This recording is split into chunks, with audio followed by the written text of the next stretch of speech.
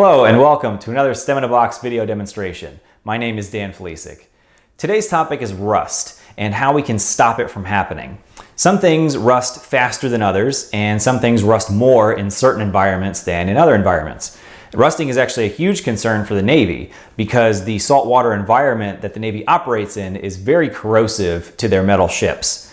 The Navy spends a lot of time and effort finding ways to prevent or clean up rust, so it's worthwhile to investigate some options on how to control it. For this experiment, we're going to set up 4 different situations and see how they affect the rusting process. Rusting is a problem that has probably the biggest impact on iron and steel, which are very common objects, so it's a really common problem. And it causes objects made from those metals to become less and less useful over time as they get holes in them or they start to crumble. Actually, if an iron object was left alone long enough, it would eventually crumble completely into just a pile of useless brown powder. So our source of iron for this experiment will be these nails. We'll need a total of 5 of them. These nails come with a thin coating of oil to protect them from rusting, but since we want them to rust, we're going to need to get rid of that. And the best way to do that is with acetone. So all you need to do is take your acetone and dip your nails in there. And what this does is it dissolves the oil on the nail, and then you wipe it down a little bit with a paper towel, and you can see that gray, so that means we're removing the oils. And make sure you get all surfaces of the nail to get all of that oil off. And it shouldn't take very long at all. The acetone will dissolve it right away and you'll be good to go. Now you might notice I'm not wearing gloves when I'm doing this. Normally, I always wear gloves in the lab, but in this particular case, it turns out it's not a great idea because the type of glove that I use is nitrile, and certain types of gloves are not recommended for certain chemicals. In this particular case, nitrile gloves don't stop acetone at all. They allow it straight through it, and that's not good. So in this case, it can actually be more dangerous to have a glove on because if the chemical gets on the glove, then it goes straight through the glove material, and now it's trapped against your skin. It can't evaporate. Acetone evaporates very quickly on its own, so if I get it directly on my skin just without any gloves on, it'll evaporate really fast before it has a chance to do anything. So in this case, I'm actually safer without gloves. And that's why it's important to do your research before you use any chemicals. You want to make sure that you're using the right protective equipment. A good safety resource to use for this sort of thing is this Ansel Chemical Resistance Guide. Mine's a little bit out of date, so I need to print a new one, but I think the information is still valid. So if we flip over to here, you see the different types of gloves up here, and then this huge list of chemicals. So let's see if we can zoom in for you. So the nitrile that I use is this second column, and acetone is right here, number 3. So if we go over there, you see we got NR for not recommended, and it's red. So nitrile, not a good glove for acetone. Some of these other ones are, like this laminate film or the neoprene, are pretty good. Laminate is probably really hard to find, but neoprene you can probably get at the hardware store. So that would be a better option. Now if you don't have acetone, you can use steel wool instead. And actually, even if you do use the acetone, it's probably still a good idea to do this step 2, just to rough up the nail surface a little bit. Whenever you use steel wool, I recommend putting it on a paper plate or over a bowl or something like that to catch all the little fibers that fall off and just to prevent it from being a mess. See, there's already little fibers everywhere. So all you want to do with this is just kind of scrub the nail really well and make sure you get all surfaces, so both the head and the point. And that should remove any last little bits of oil and rough up the surface a little bit so that the rusting process can happen a little faster.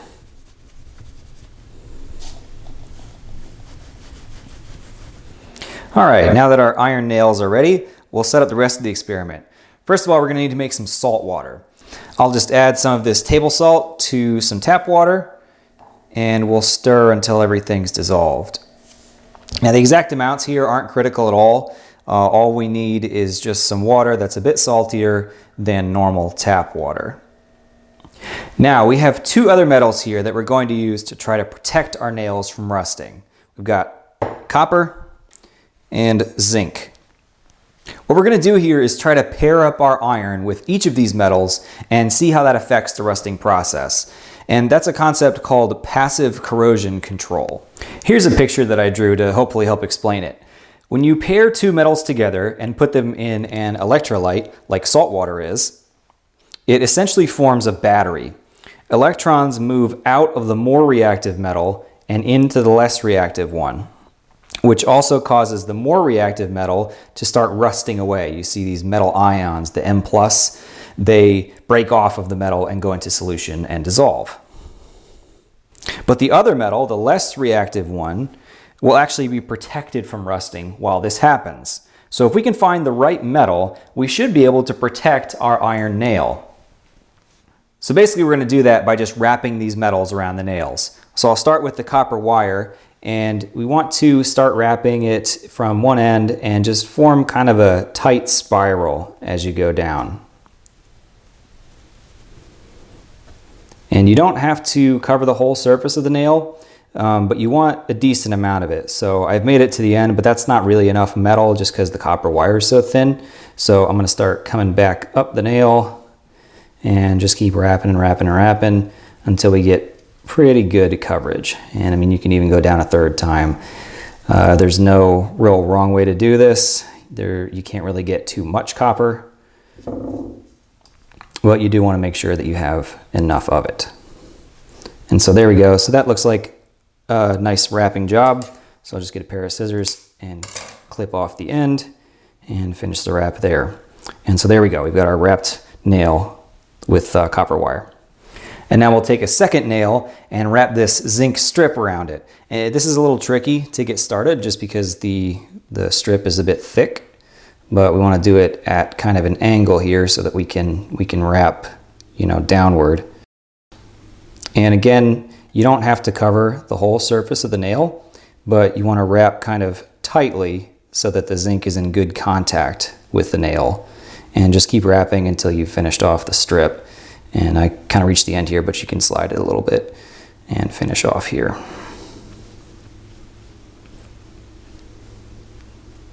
And there we go, zinc wrapped nail. So now we've got our copper wrapped nail, a zinc wrapped nail, and we're going to leave the other three unwrapped and bare. Okay, now we need to set up 4 cups for these nails to sit in. So I've taken 4 of these plastic cups and labeled them A, B, C, and D.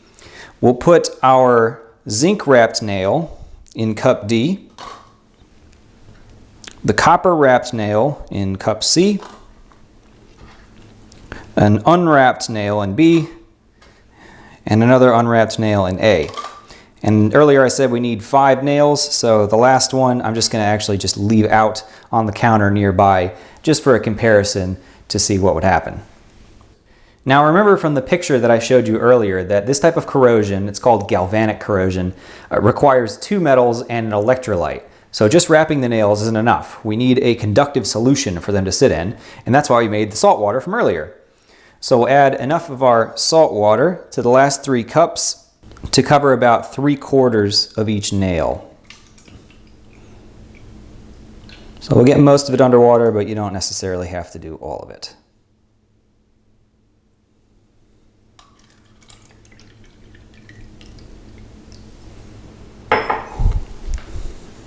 And then finally for cup A, I'm going to try fresh water instead of salt water. I'm using distilled water here because it's nice and pure, but you can try tap water if that's all you have. And that's our setup. So we've got 1 nail that's out in the open air. We've got 1 unwrapped nail in fresh water in cup A. Cup B has an unwrapped nail in salt water. Cup C, we've got a copper wrapped nail in salt water. And cup D has a zinc wrapped nail in salt water. Now, as you might know, rusting is a pretty slow process, so I'm going to set this aside for a while and check back in on it later. In the meantime, try and come up with a hypothesis about how you think each of these nails is going to rust over time and why. 4 hours later, and it's time to check in on our experiment. You can see something's already happening, so that's promising. The one we've left out seems to be fine. I don't see any rust spots on this one at all, so it looks like it hasn't really changed. Cup A, remember, was the fresh water. We're seeing some rust spots down at the point near the bottom there. Cup B was salt water. You see the water is definitely rusty and there's definitely rust spots on the nail. Cup C was our copper wire. That's definitely rusty. I think I see one rust spot about a quarter of the way from the top. And then D, the water looks fine. And what I can see of the nail looks okay. It looks like there might be a dark patch about a quarter of the way down from the top as well. So we'll have to watch how that develops over the next couple of hours. It's been about a day and a half now, and we're definitely seeing some progress. So we see the nail that we left out looks totally fine. I don't see any rust on that at all. The one that's in cup A, that was the fresh water, it has a couple of rust spots on it, and the water is just a tinge brown. Cup B, the one with the salt water, extremely rusty. There's a nice fuzz of rust all over it. Cup C with the copper wrapped nail is also very rusty. Looks like about the same level of rust as the previous one. And over in cup D, no brown at all. So that's a pretty interesting result. So I think that's enough to maybe start drawing some conclusions, but why don't we let it run for a little bit longer and just see how it progresses. All right, it's been a little over 2 days now, and everything looks kind of the same as yesterday, so I think we're about as rusty as we're going to get. So let's take a look at the individual cups. First, the nail that was out and not in any liquid seems completely fine. There's no rust whatsoever on it. The nail in cup A definitely has a few rust spots, and the water is a little bit tan from some of the rust that came off. Cup B, extremely rusty. See how it looks all fuzzy from having so much rust on it. Cup C, pretty similar, also extremely rusty. There looks like there might be like a film on the surface there. You see that?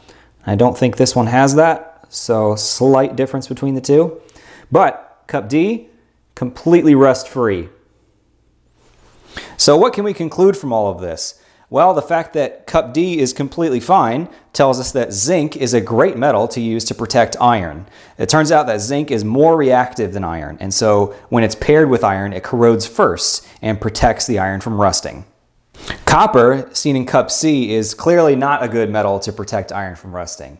That's because copper is actually less reactive than iron, and so it actually speeds up the corrosion of the iron. It works as sort of opposite to the way that the zinc works. So theoretically there should be the most rust in here, but the difference may be very small between the two. Maybe if I used more copper, it would have been more apparent.